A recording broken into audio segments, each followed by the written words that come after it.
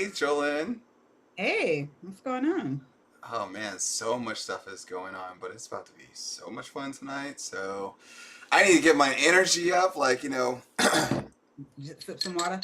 You know, I had to Mhm. bring down the color so that way all the coloring is right and everything else. Didn't want to be too bright for the people. So you ready today? You ready? Man, what kind of question is that? You already All know. right. So cause we're live. Totally. Oh, it was at the end. It was at the end. It was But it most of was the it lead coming. part, but Okay. most of it was there, yo. Okay. And my ears definitely appreciate you. I gotta go louder next time then. Oh, don't do that. No, I'm just messing with you. No, she's not. All right. So what's good, everybody? I am Mark Monroe, accompanied by my wonderful co-host, co-producer, co-creator, good friend, all things galactic. And yo, apparently, just recently started a new season of Wealth Rituals, so don't forget to check that out. The wonderful It's jolyngc in the place to be. What does it, cousins? and welcome to the Come Up series. And today is all about That's What's Up, a show in which that we get to talk about startups and also talk about things that actually have an interest or things that are bubbling or things that are innovative or things that are just purely awesome on the private side. And this one is actually going to hit a lot closer to home, Jolyn, because it's not just about the startup today, it's more so about all of you. Hmm. So yeah, we'll remove some of the suspense off of it in a little bit, but yo, we have a lot lined up for y'all. So, but before we get into that, let's just get some of the salient points out of the way, shall we, Jolene? Yes, we should. Hmm. Yeah, like that subscribe button. Yeah, go ahead Mhm. and hit that. Because there's some pretty dope content in this channel. That after you're done watching this video, you may want to scroll back and watch some of the other dope content to start your investment journey or just your wealth journey. And then on top of that, if you want to be in the know, just like how Haitian Pete was first Haitian in the Pete, chat. I what's wish I had a up? lighter to put my lighters up, but hey, in spirit, it's there because I don't want to burn anything. So you know the vibes. Go ahead and hit that bell so that way you can be a part of the notification squad, aka the Cool Kids Club. And on top of that, go ahead and smash that like button because we would totally be grateful. Because I guess apparently when you hit the like button, other people may see it because YouTube will stop hating and it will actually allow it to go out to other people. So we appreciate you. All right, so Jolynn, these markets today. Yo, okay, so we have the Dow coming in at negative 19.31 points. Let me just preface this by, we're still we're still having issues. I'll just say issues, some rotations and what have you, from your brother Jerome. So, brother Jerome Powell and his words, and the we'll get to the U.S. Treasury note going up 10-year going up, but the Dow was negative 19.31 points. So now we're at a level of 36,236.47. The S&P 500 was down and then it came back up. So it bounced a little bit, negative 4.53. And now we're at a level of 4,696.05. The NASDAQ was down and it bounced back up to close out at a negative 19.31. Now we're at a level of 15,080.87. The VIX is at 19.61. The 10-year Treasury note has come up to 1.74 percentage. And now for the sector performance. This is probably one of my favorite things to track so we can see what that rotation is looking like. There are 11 sectors. So for the top three, we have energy, financials, and industrials. If you tuned into Twitter Spaces today, you would have heard the conversation about those particular sectors. So, Mark, did you save that? Can people still Uh, access it? Yes, you can still access it by just going to my Twitter page, just like Yeah. all my social media. It's I am Mark Monroe. Perfect. And then for the bottom three, we have utilities, health, and materials. Now, for the pick performance, this list right now is what it is for right now, but stay tuned. We will have a new list coming out. But y'all can feel free to make your own list too, like there's nothing wrong with that. We got C-Web, DraftKings, and C Limited holding it down for the top three. And I'll just note that C-Web had 8.85% to the upside. Then we have Schrodinger, Hood, and ACN holding it down, Accenture 4. Let me see. The range was Schrodinger came in at negative 2.21%. Robinhood was negative 2.50%, and ACN was negative 4.83%. So again, you can see that range. Last time we were talking to y'all, I believe the range was even steeper. So it seems like we are, narrowing down, so to speak. We getting a little tired out here. So, they can't keep tech down forever. So I was looking at it as, oh, this is a potential opportunity. So, and I will note today on Twitter, Mark, I was talking about how it's important to incorporate health into my trading plan. I'm starting to really see approach this on the more, I won't even say more, but just on the holistic side. And so today's conversation is apropos. Interesting. So, how should we even begin? Like, how do you start on such a legendary in the making episode? Well, first it needs to start with some fire emojis in the chat just to warm it up, because you already know. We gotta heat it up, y'all. Like, if you can, throw some fire emojis in the chat, because we need to. How do you do it, Jolene? It needs to come on up. Come on up. Raise the VIX in the chat. Yeah, let's raise the VIX in the room. We're gonna raise the volatility index just a little bit. We're gonna turn up the pressure, y'all. Yeah. So tonight is gonna be amazing. Honestly, I expect to learn a lot, just like you. So it should be a lot of fun. So, all right. So for all of you I guess it's time for the reveal, shall we? It's time for the reveal. Do you think? Yeah. All right. So for all of you that didn't know, a little while back we did a survey in partnership with Evidation Health, and one of the coolest things was, pretty much the results that we were so excited that we wanted to see, and we wanted to share with you because we wanted to democratize the data and make it so that way it's something that you all own, it's yours. So this is actually a first that's ever happening I think to my knowledge that this is happening, where something that takes place on a proprietary site is actually becoming available to all of you. So honestly, this should be fun. But you know what? Honestly, there's no way possible, Jolene, that we can do all of this by ourselves. We may need a doctor, we may need a data scientist, we may even need somebody on the product side. So let's just open up the doors, because clearly, can we open up the doors, please? Because we need some people in there. Come on in. The health church are open. We need some people in from Aviation. We need a doctor. Can y'all come on in? Like, come on, just there we go. Like, we got the Hollywood Squares going. So, boom. Look at this healthy there melanin. It is. Okay. Yes. So, y'all, Jolene, how should we begin? Because check it out. Normally, we do the intros to all of our guests because you don't know who they are. But instead of us doing the intros, look at the melanin in this room real quick. Melanin popping in this room. So in order we got to do this, if we're melanin popping, I want us to go ahead and talk that talk tonight. So ladies and gentlemen, we have wonderful guests here. We have Sloan Saunders from Aviation. We also have Miss Joyce with us, and on top of that we have Dr. Hamilton in the building. So I'm only gonna say their names. First things first, we're gonna start off with Miss Saunders first. Go ahead, Miss Saunders, talk that talk, sister.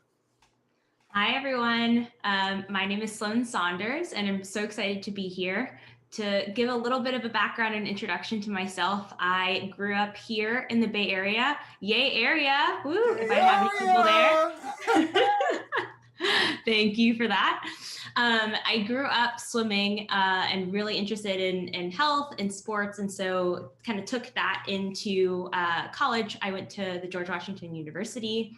And yes, I did say the George Washington University. Okay. We love the, I don't know why, but it makes it sound much better. I swam through there and I graduated my undergrad with a degree in exercise science. And so after graduation, really trying to think it through, what are the things that I really want to do and that I'm passionate about? And always very interested in technology, being from the Bay Area, very prevalent, and a lot of tech companies come out of this area. And also very interested in health. So I started off my career working at a med device company where we built hardware to treat or cryoablate, or really freezing and really low cold temperatures, breast tissue to treat breast cancer and malignant tumors. And then really interested in learning a little bit more about tech. So worked at a HR tech company, which sounds as very far left as it was. And then wanted to kind of marry the two of health and technology. And that's kind of how I fell into the role at Evidation.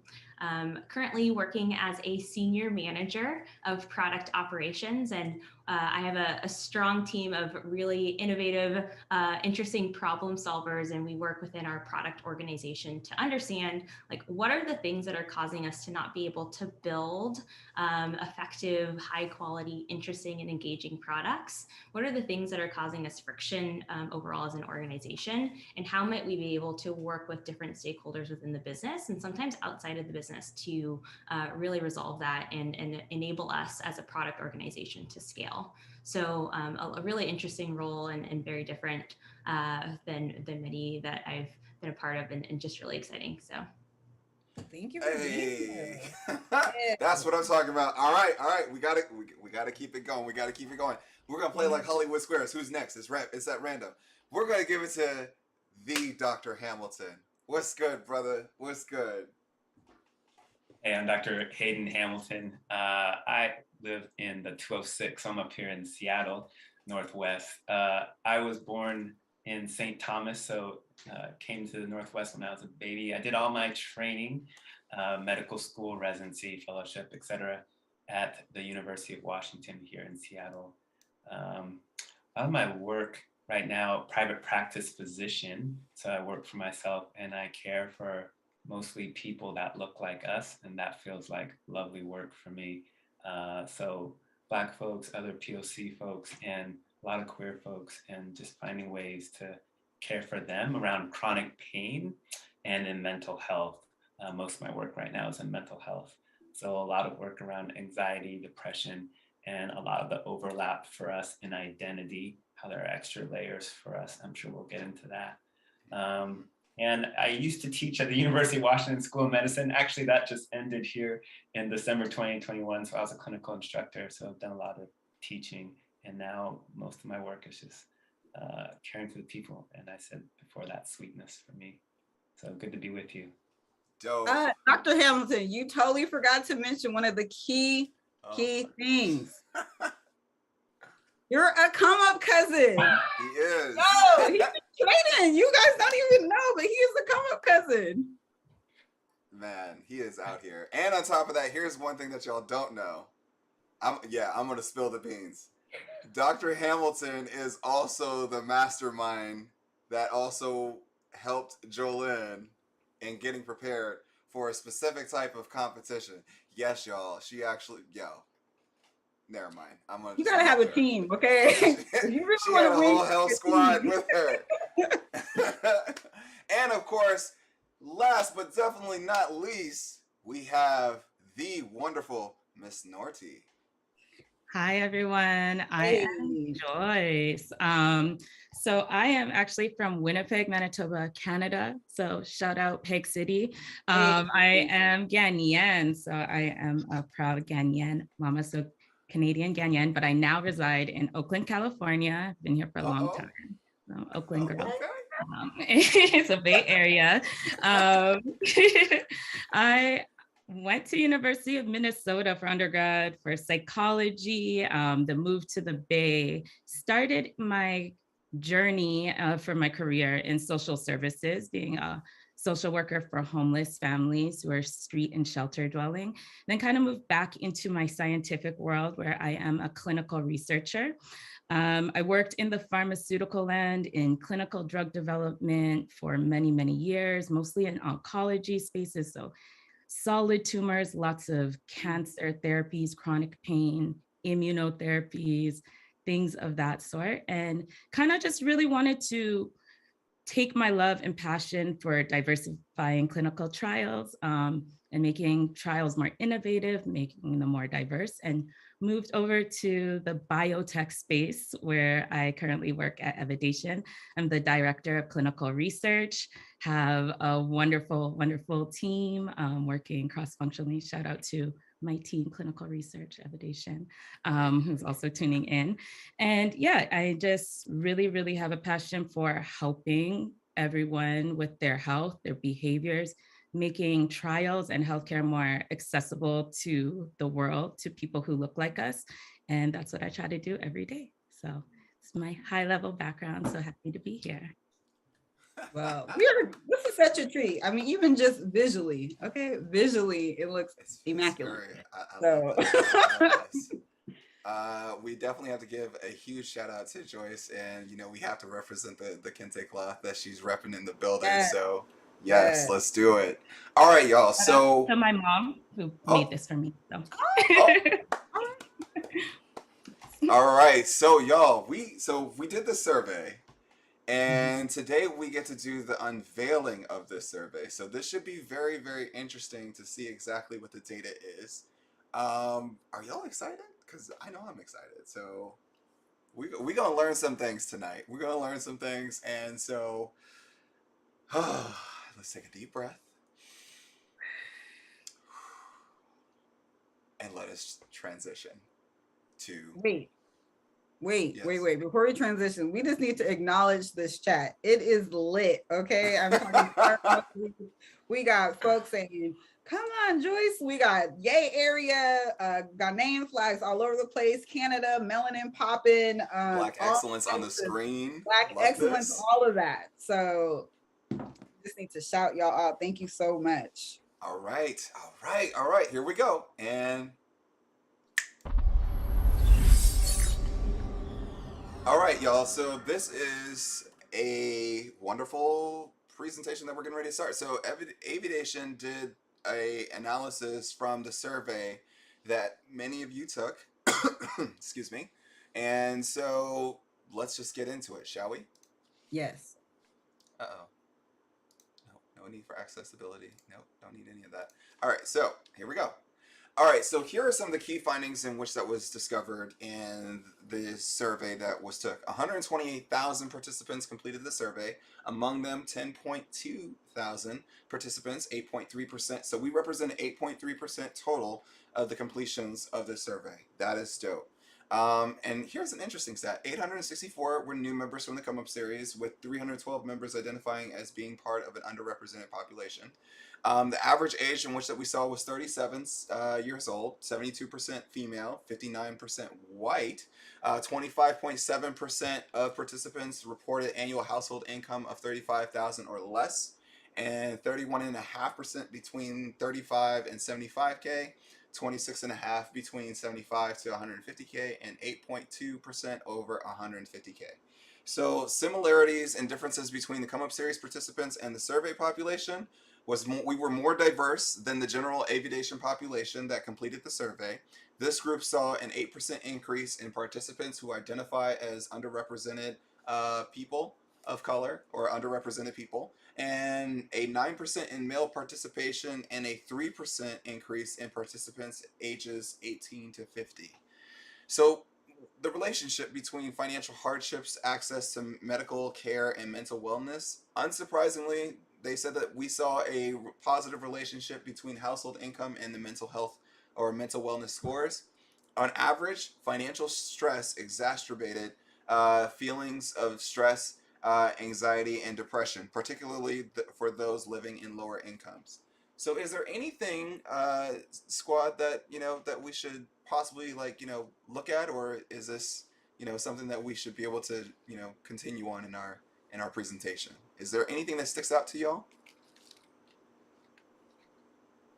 I want to just say, with the gender ratio here, I want to encourage men to take surveys. We want to include you. We want to include everyone. Also, just in diversity in research and surveys. Just if you look at the race breakdowns, right? They're not equal. There's not a lot of us, and we need to really be represented. So please, just take them as they come, especially in this one. I think it's really important that we're represented in everything. Nice. All right. So let's get into this analysis a little bit, shall we? Because this is where we get a little bit deep into the weeds. All right. So the survey took place in 37 days, about 181 impressions and stuff like that. So the survey generated, like we said, 123,000 completions in 1 month. Each participant was awarded 150 points. So if you signed up for the survey, you probably got those points and took the survey. The Come Up series volume trended similarly to the overall survey, with approximately 26 to 30% completions within the first 2 days of launch.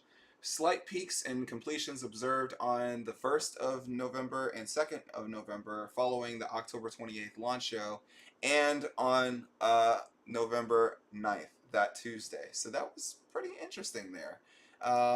So let's carry on. Now, here's the very interesting piece of data.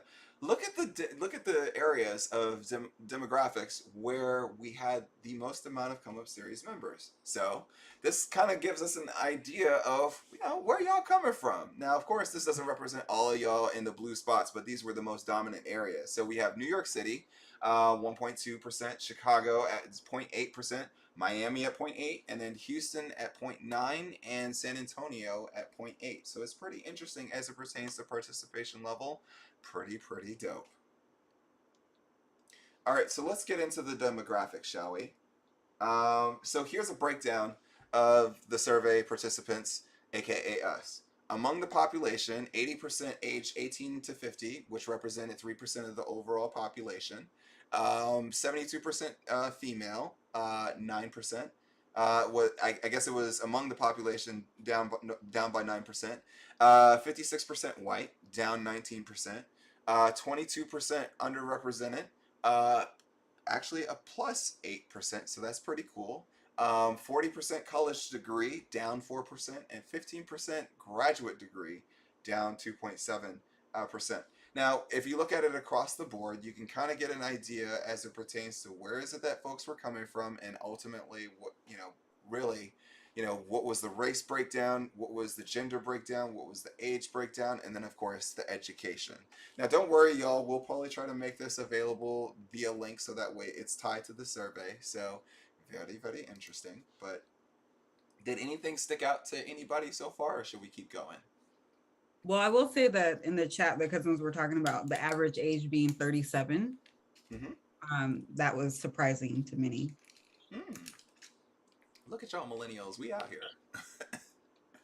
All right, so now there was a part of the survey that dealt with financial stress and medical care and mental health. And I think that this is going to be something that we're going to kind of get into a little bit. So let's just hear the quick breakdown. Of Evidation's findings, they said that our findings demonstrate the role of our financial wellness plays in our health. They also highlight the unjust structural inequities that make it harder for people with lower incomes to attain mental and physical health. We know that many of these inequities are centuries in the making.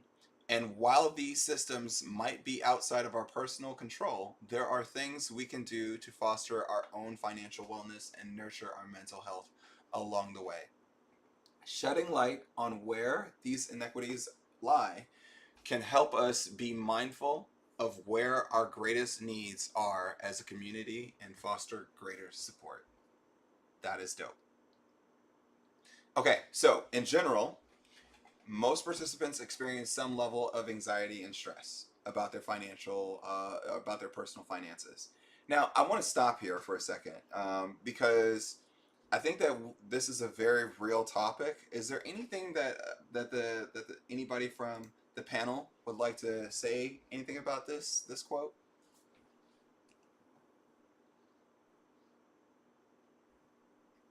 I'm looking to Dr. Hamilton, who's Oh, okay. I'm Okay. gonna call him out before I give my opinions. But Hey. Paging Dr. Hamilton. You can go first. Yeah, you can go first. I just think that we definitely all experience this type of anxiety, this stress.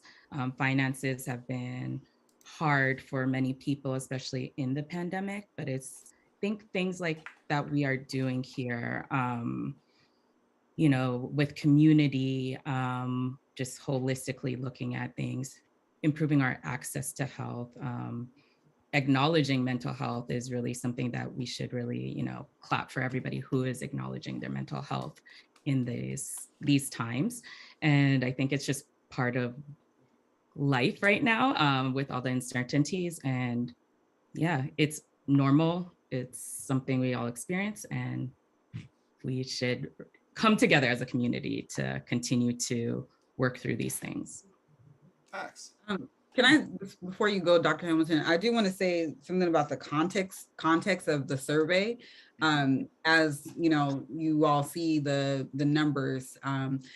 So just so you know, the survey was open to the Come Up series cousins, as well as the Evidation's wider audience. And so it was open to everyone. So you had to designate whether or not you were a Come Up cousin. And that's how we're able to disaggregate that data. So you will see both pieces for the community at large, and then also the Come Up cousins. So I just want to make sure that you all understand like the context, so that when you're looking at those numbers, you can see and have a better understanding of like what that really means. Facts. Dr. Hamilton, so one of the things that kind of sticks out in the survey, it said that half of the respondents living with lower income said their access to medical care had been limited in the last year.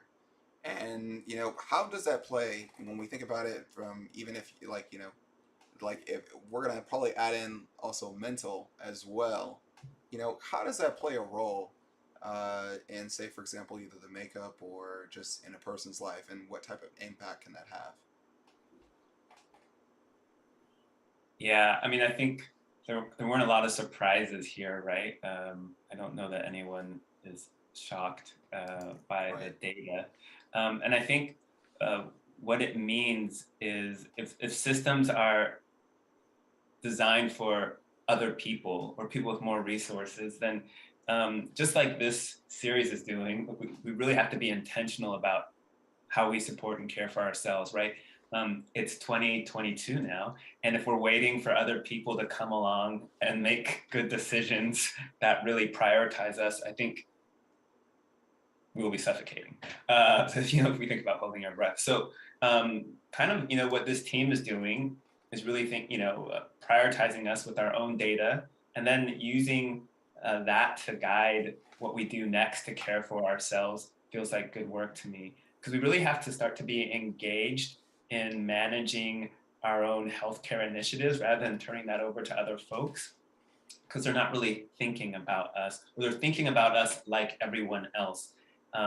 And we don't have the same resources as everyone else. There's the context for that, right? As Jolyn was mentioning context, there's a few more here, right? That are the elephant in the room, right? About people that look like us. And so if we don't name the context of what's happened and the legacy, as you've talked about redlining recently in episodes, and the similar things that happen in healthcare, well, then we are only talking about ourselves as damaged, as less resourced, but there are reasons for that. And we don't have to keep trying to unpack that. I think we all know that, but then we have to be intentional about how we remedy that rather than letting other people do that for us. So I've said that in a few different ways, but I think we really have to prioritize our mental health. And if we're thinking about this, then I think it's going to show up in how you invest, how you trade. Jolyn knows some of my stories of anxiety and panic. And so, yeah, those things show up. And I'm sure we'll talk more about that later. For sure. So Sloan, when you guys put together the survey, or when Aviation puts together surveys, can you talk to us a little bit about like kind of like the backside of things as it pertains to like the application, or just what is some of the things that you all see? Yeah, we have a really interesting group of people who are data scientists. They understand kind of like the data around itself. And we also have study designers, or people who are really knowledgeable and interested in designing surveys to get the right objectives of what we're trying to measure, whether it's through self-reported information, or if we're collecting data through any sort of wearable technology or other outside third-party sources. So a lot really goes into how we think about and how we design these surveys to really understand the specific problems or questions or just interesting things that we're trying to figure out. And then we use that to craft the specific questions that then can give us really interesting data that we can then draw some conclusions from. I think it's really interesting though, like if you think about it, like this chart or the level of information, if you look at the like differences between people with lower personal finances versus higher, sometimes you kind of assume that, as your personal finances increase, your personal health will also increase, if we think about purely resources. But this also really sheds light that everyone's really experiencing some difficulties in the personal health. Specifically, I think, as we've been mentioning a lot right now, mental health. And so really calling attention and awareness to that is super important. And the data really does tell us that it's information. And then kind of figuring out how to address it from a personal or individual perspective is important as well. Dope. So here in the survey, we have, like it said, compared to the domains like physical health, come up serious participants reported lower feelings of wellness in their relationships and in their mental health. So that was very, very interesting. But let's go a little bit deeper. So depression manifested most as tiredness and trouble with sleep. So some of the things that we saw that were the depression score was out of 100. Lower score equals higher stress or anxiety. So for example, if we look at the document, we said feeling tired or having little energy was at 69.7, and then trouble falling asleep or staying asleep was at 71.9. They said score criteria at the bottom, nearly every day, -1, more than half the days, -2, several days, -3, and not at all, -4. Now, here's an interesting thing on the other side when you were just talking about that, Sloan, was household income. And where we see that the depression score across the board, if you notice, less than 25K, 69.8, and meanwhile, 25 to 35K, 72.5. But then it's very interesting because of the fact that when we come up here to about 75 to 100K, it's at a 78.7. And the standard deviation is at a 22.5 versus here we're at 24.6 and 26.6. Is there anything that we can kind of like decode from that part of the survey?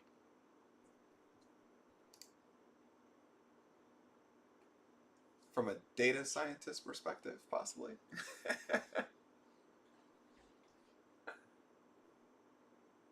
Just to clarify, I'm not a data scientist, I'm a clinical researcher. Oh, okay. But I think we all can kind of see there's kind of, to Sloan's point, regardless of kind of where we are, we're all experiencing something. And, with these kind of lower number or lower salaries, lower incomes that are reported. And again, when it jumps kind of up at that 75K, 100K range again, that's really my kind of high level takeaway is like, we're just experiencing so much of this anxiety, and the deviations are really interesting here as well. That's really like the high level thing. I think it's, we need to really shape our mental health in relation to our daily stressors. and understanding, regardless of what's happening, those daily stressors are going to be there. And, this depression manifesting in tiredness and sleep, we also know that lack of sleep leads to other health issues as well. So it's really important that we look at that and equate it to other health issues that may occur in the future, just are aware. Ahmed has something interesting. He asked, can we correlate the depression score with the SPY during the time the survey was taken? Yes, because around the time that the SPY was literally, in November, we saw that there was a dip in the market, and ultimately, so you can definitely kind of like put a correlation there, especially around the time of when this survey broke. Dr. Hamilton, I see that you're very, I see that you're very reactive to this. What are your thoughts on this? On that question, or what Joyce and Sloan were saying? Let's actually take both, but we're gonna take the latter part first. Let's look at the SPY, and then we'll take the backside. Yeah. Whew. Okay. That would be such a long conversation. I think it's important for our health, our well-being, our joy to be independent of events and results for us. That's easy to say. It's harder to practice. But I think actually what this data is saying is that we have to practice things irrespective of where we are financially. And if you want to imagine you're going to have better health when you have more money, I think this data says like maybe a little bit. And what I see actually for the people I care for is people imagine that when they have more money, that problems will go away, right? And there's that more money, more problems, right? And I think if you want to learn to live well, then do it wherever you are. And as your resources build, then you will take that skill, that focus on your own well-being, up with you if you make more money, down with you a little bit if the market drops. But independent of where you are financially, that's actually really important. That's what I take from this, actually. Nice. So here comes an interesting segue. You ready for this, Jolyn? Yeah. So the majority of the population is interested in receiving free financial literacy information. The reaction was neutral for paying for that content. So when it came to paying for financial literacy information via courses or other online content, neutral, mildly unhappy, just a bit low, and on top of that, mildly unhappy or mildly happy, feeling fairly good, and then as you can see that it goes down. Now, when it comes to receiving free financial literacy information via courses or online content, we see that they're one and quite the same.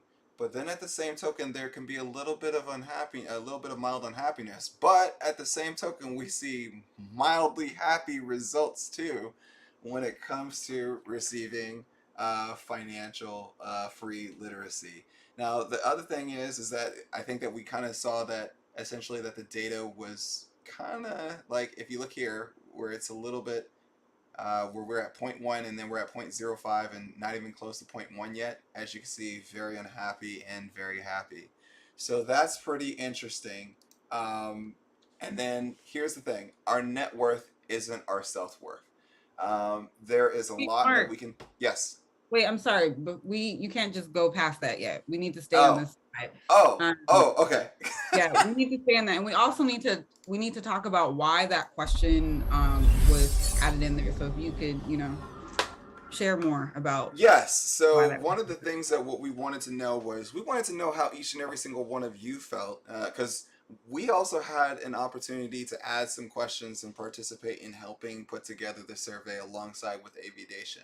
And this was one of them, because this also kind of served kind of like for us, not really as a litmus test, but more so just to see exactly where we are and what is the pulse of some of the cousins when it came to receiving free information, aka the Come Up series or other content that's out there.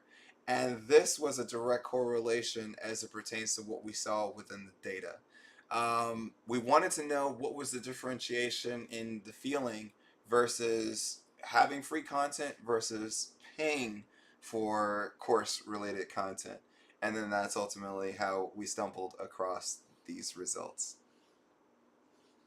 Yeah, and I also think that these types of questions are also, Mark, they're important to our mission as well, because, you know, our mission is to close the generational wealth gap within a generation. And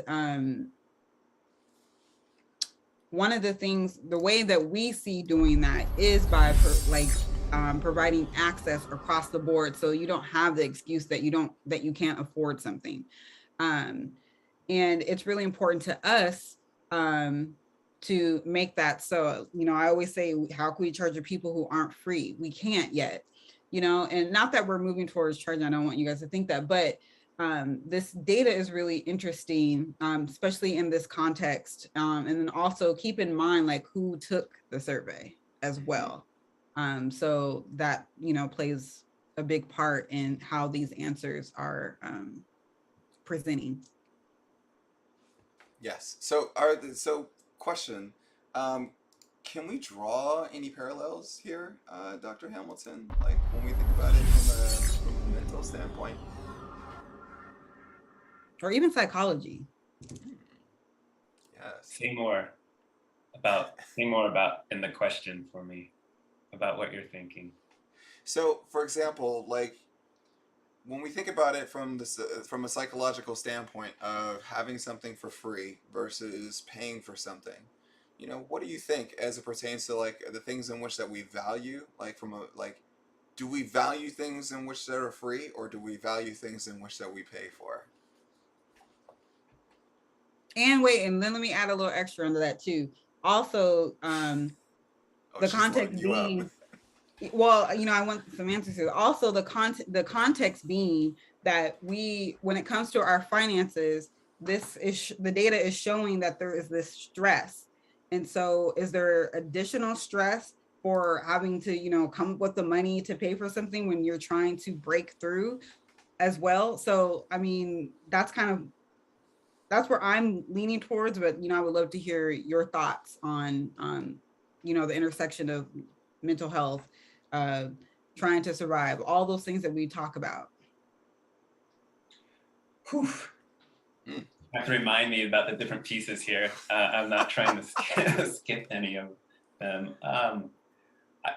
Look, I think a lot of people talk about this in a way, and I don't know that I've seen a lot of other data about this myself. I know it's out there about, do people value what they get for free relative to what they pay for a little? And yeah, I might be able to say, like, anecdotally, I might feel like if people are if they're having to spend some of their money, like they want their money's worth. And when we get something for free, then some people show up and maximize that opportunity, and other people think it's free. I can use it whenever I need to, whenever I want to. I mean, we might see that just in even in healthcare. But if we think about like Jolynn's question, if people are stretched with everything they're navigating in life financially, and then we're asking them to want to improve themselves, whether it's in mental health or investing, and that they need to come up with some more money from that, then like that burden is disproportionate, right? That's highly problematic to me in both of these areas, and in most places in life, I would imagine that's the case. And so while we're asking some people to invest financially in their education or in their healthcare, that's going to take a lot for the people with fewer resources. And there's so many layers to this that really can't be talked about just in this show. But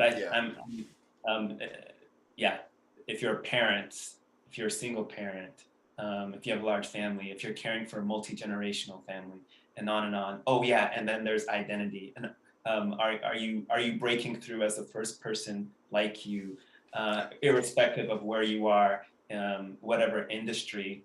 when you look around, do people you work with, do they look like you? So who's getting promoted, and on and on and on. So there are so many layers to that. That's my feeling.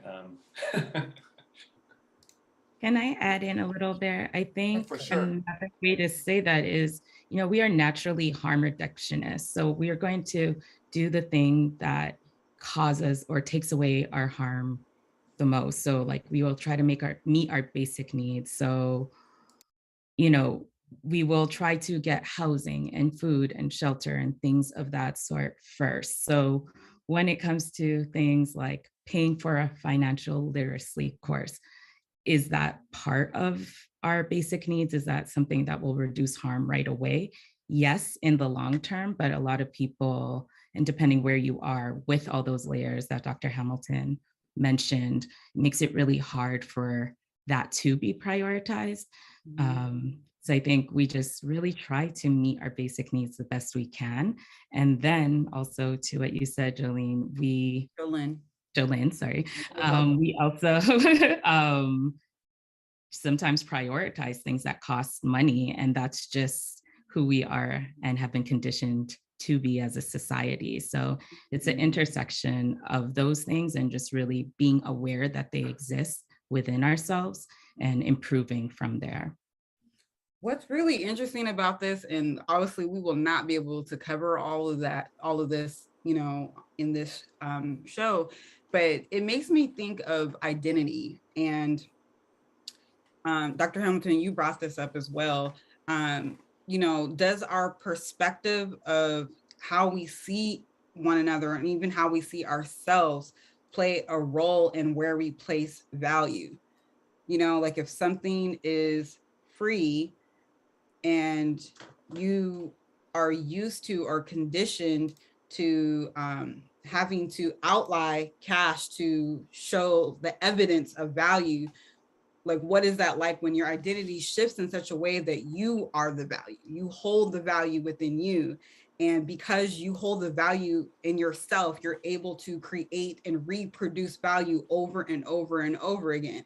And that value can look very different in different contexts. It could look like you being the one, you're creating value by sitting down and researching. You just added to your value because now you have this thing called knowledge, where we can't necessarily quantify it, but what ends up happening is something that Mark always talks about, like your portfolio will reflect the amount of research you've done. And so we start looking at how we invest in our health and how we invest in our wealth as that's me increasing my value. Well, then it gets to a point where now you're able to, like when you are valued, when you are valuable and you are valued, you move through this world differently.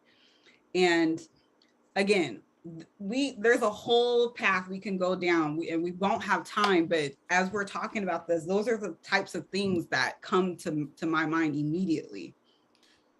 There's an interesting, there was one final interesting stat here that where it says, in general, most participants experience some level of anxiety and stress about their personal finances.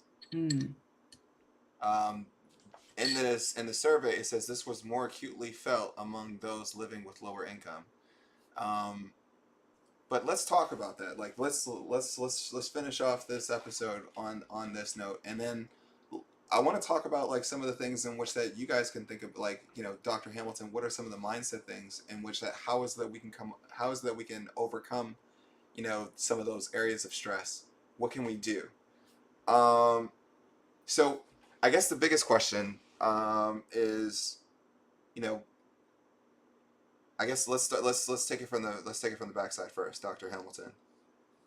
What are some of the things that we can do to overcome some of the stressors, especially for those in whom which that are, let's say, in the market or probably trying to figure out exactly how to get themselves back on financial on a financial track that they feel that is conducive for the future, but there's tons of anxiety, tons of stress because of the everyday woes of the world. What are some of the things that you can recommend that each person that's experiencing these stressors or these anxieties, what are some of the things that they could do? I'm thinking, am I thinking my clinical hat? Am I thinking my clinical intersection of of, uh, of, um, of investment hat? I think some of the symptoms we talked about earlier that manifest for people, and I think Joyce was speaking to this. That like just caring, the small things are important, and it might be almost like investing. Like everyone might want to hit it out of the park. Everyone might like that Tesla money from the beginning, from the beginning, right from the jump. Yes. But it's really the small steps and the small things, and small matter, and that's it's like what we eat. It's like how we sleep and having regular sleep rhythms. Having some physical activity and caring for your spirit and your soul, those things all matter. And I think the other thing that is important here is you guys talk about having a plan, a trading plan. Like we need plans for ourselves. We in many things in our life, we have plans. We go to work, we have a plan. But when we care for ourselves, often we just wing it.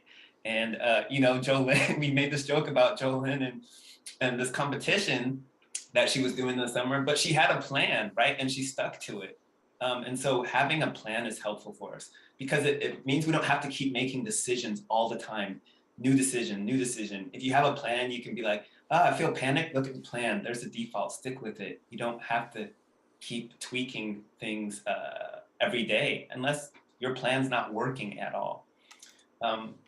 Those are the small things. I think there's also an emphasis on doing everything as an individual in this country and in westernized countries, higher income countries. I know that people are around the globe, but doing things with support from community, I think is actually really important. I think that's how we get some resilience, having other people that you can rely on, especially in this pandemic, depending on where you are in the world and people that look like us. There's been multiple pandemics at once, right? That at least one that's been more revealed, I guess, that's always been this pandemic for us around identity and race. And so as we're thinking about that and financial stressors, we need an extra layer of support. We need more community to help us support one another in these times. So healing in community is also important. So the interesting thing that we kind of noticed also in this question, and I kind of shared it on screen, was, and I wanted to briefly just like emphasize it. It's like a lot of folks think about it in the sense of lower income, but if you think about it, folks that are also higher income, they also have some of those same stressors and anxieties in their when it comes to their personal finances as well. Like if you think about it, a lower score equals higher stress and of anxiety. So a lot of folks, even when they're making more, they didn't have a 100 out of 100 on their wellness score. So like there was like folks that had a 56 that made 100 to 150, which is pretty interesting. And they had some of the same standard deviations as folks in which that are lower income. So it kind of lets you know that it's not just lower income, it's everybody. Like, I think that, you have to ask yourself, to the person who has $1 million, 10 million, or the person who has 10,000 or $100, you see the market do what it does. I think that's the one thing that kind of like unifies everybody. You go from feeling like an all-star or somebody sitting on Mount Rushmore to becoming a mere mortal. Okay, so I want to end it off with like some, like, I always want to be intentional and like punch with a purpose, and to quote my brother Q. Sloan, I want to ask you a question as it pertains to, why taking part in these things are so important. And then Joyce, I definitely want to ask you in the sense of, what can we, what are some of the things that we can learn in moving forward in partaking in more surveys like these. And then Dr. Hamilton, I'm gonna leave it to you today to send us off with a wonderful benediction. Of some things, like maybe some exercises or things that we can do when it comes to relieving some of those anxiety and stressors that people can actually get started on either tonight or tomorrow. All right, so Sloan, why is it important for like platforms like this to exist, and why is it that people should actually like partake in them? Yeah, I think one of the really key things that makes this so important is that around health, most of the time, the data we collect is at a situational point. So you go to a doctor, you go to a physician, you go to a clinic. That is how they are monitoring and tracking you. And oftentimes, you're only going if you're sick, not feeling well, or if it's like a regular checkup. Um, Companies like Evidation and these surveys that are done through your phone or through the web or mobile device, it's awesome because we can collect this data more regularly without having to go to a doctor's office, and also to get just like not triggered, in a sense, responses where it's based off of not feeling well or feeling stressed or getting to a point where you feel like you have to go to some sort of office or to seek help. And so I think like if we can collect more data and tell more of a story around people's health that's outside of that situation, it's going to be able to tell us a lot more about general population and how they get to feel these stressors, or how they get to feel better or healthier or not as healthy about their general well-being. So these types of surveys are super important. It gives us really interesting information.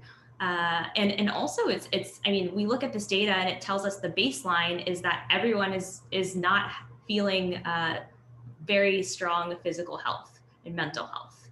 I think if you make an assumption that, oh, if I have more money, I will be healthier and I'll have more access, but this data tells us that that's not actually the case. And to be able to understand and have that information, we need surveys like this. Sweet. Well And put. Joyce, what are some of Yeah. the things in which that you look at it from a clinical, like when we think about it from a clinical research side? Kind of to echo Sloan as well, about 97% of the data in our everyday life is invisible, so we don't see it. And that's why person-generated healthcare and health data is so important, because it's invisible. We need to bring it to light so that we can provide better treatments, create just better understanding of what's going on, as well as representation. Traditionally, people who look like us, males, females, just differences across the population aren't represented adequately. And so one of my passions is just really diversifying the clinical landscape and making sure that we are actually capturing everybody how we should be, and making the correct analysis, correct judgments, treatments for people as it pertains to them. So it's really important that we participate. And obviously there has been many trust issues in the clinical landscape that we can spend a whole episode speaking about. But there are people like all of us who care deeply and are trying to make the world a better place, and really make sure that we are represented and that we are doing better, and we are advocating and engaging and educating the population as a whole. It's kind of interesting that you mentioned like representation, because a lot of times, like you said, we're not represented in these things, and if we're not represented, then how is it that essentially that we can actually, either look to help or ultimately look to find better solutions from those things as it pertains to the data? If we are represented, then essentially that gives us a better chance at a better outcome. Exactly. All right, Dr. Hamilton. So let's say that like I happen to be one of the few, or one of the proud, or one of the many that are feeling tons of stress and anxiety, whether it's with my personal finances or even as me as a trader, because I just experienced this past few days in the market. All right, so what are some of the things, what are some of the takeaways in which that I can do to ultimately get better at like de-stressing myself or bringing down anxiety and moving forward?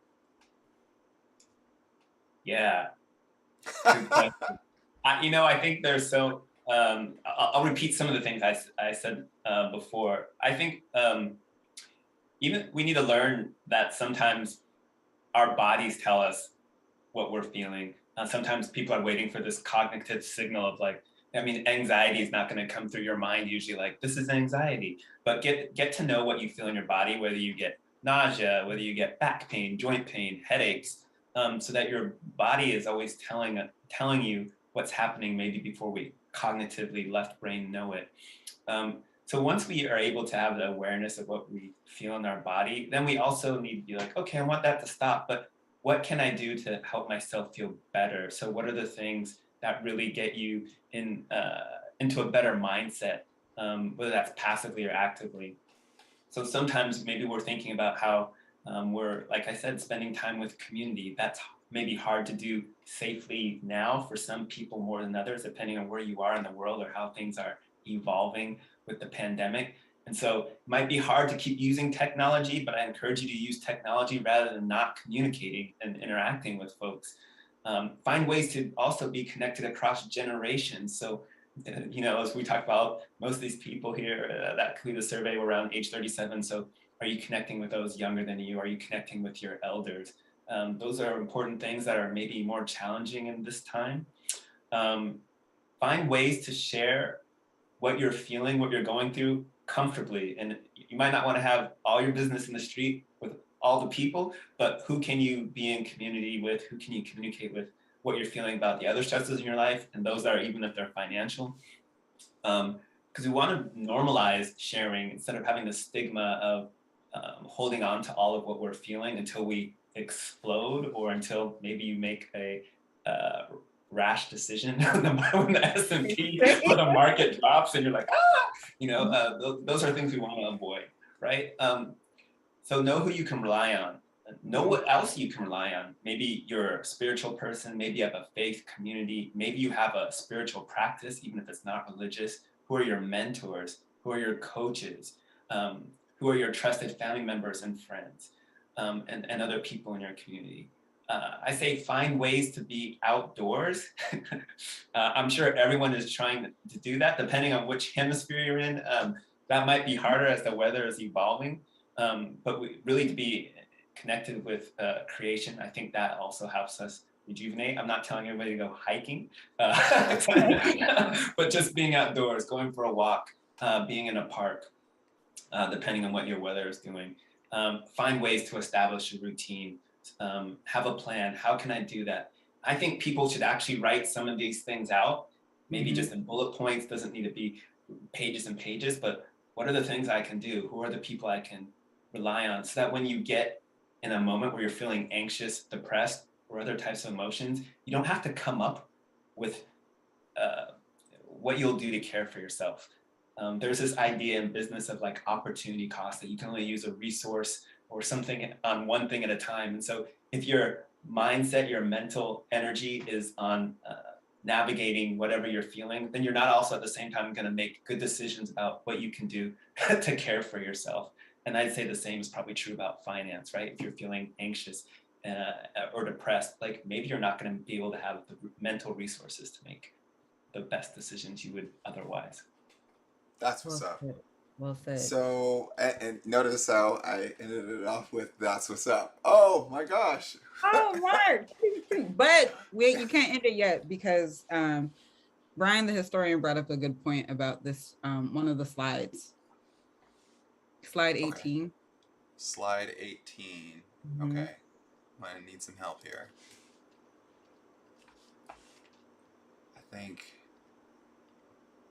I mean, I can read it, but if you want to show it on the screen, that's fine too. So some of the final concluding thoughts. One is, our net worth isn't our self-worth. Yeah, there's a lot we can do to support our mental health in our communities, regardless of income level. These findings highlight the importance of financial literacy. And as a part of the Come Up series, you are one step closer to using knowledge and tools to better your financial wellness. Evidation helps you monitor your health, experiences, and activities with the added bonus of financial award. And what's something that's also really important is mental health support is available through SAMHSA. That's 1-800-662-HELP. And you can also check out the CDC. But again, that number was 1-800-662-HELP, HELP.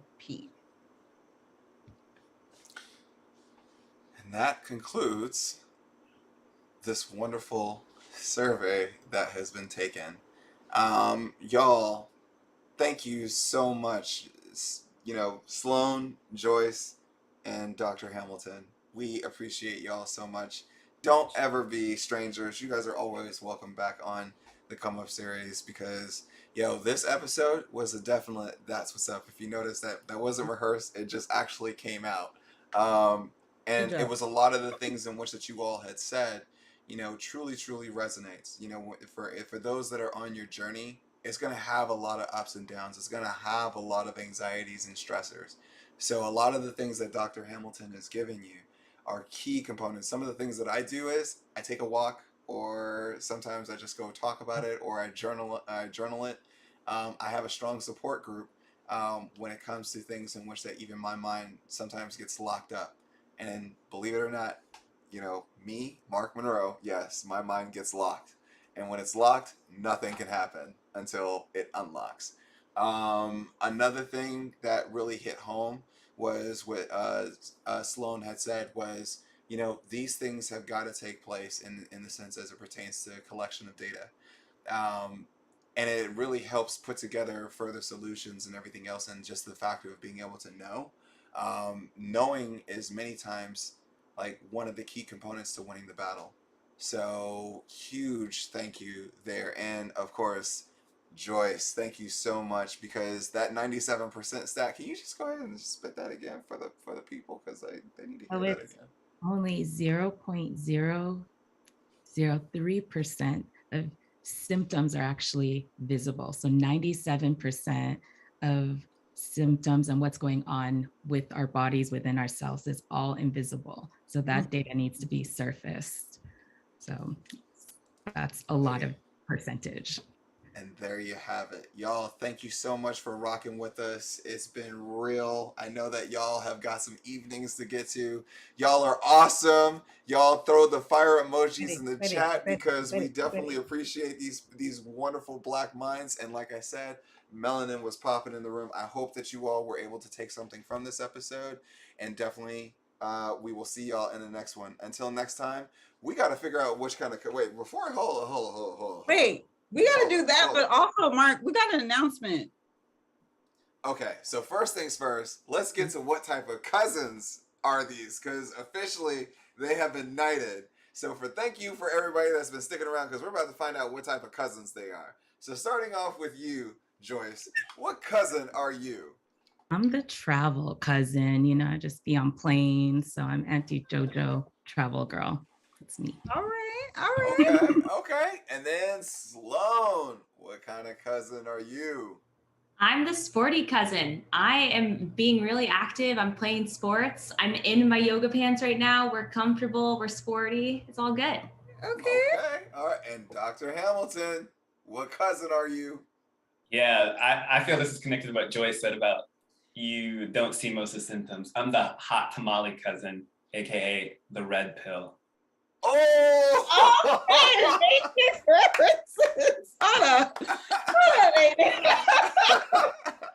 Oh, that's what's up.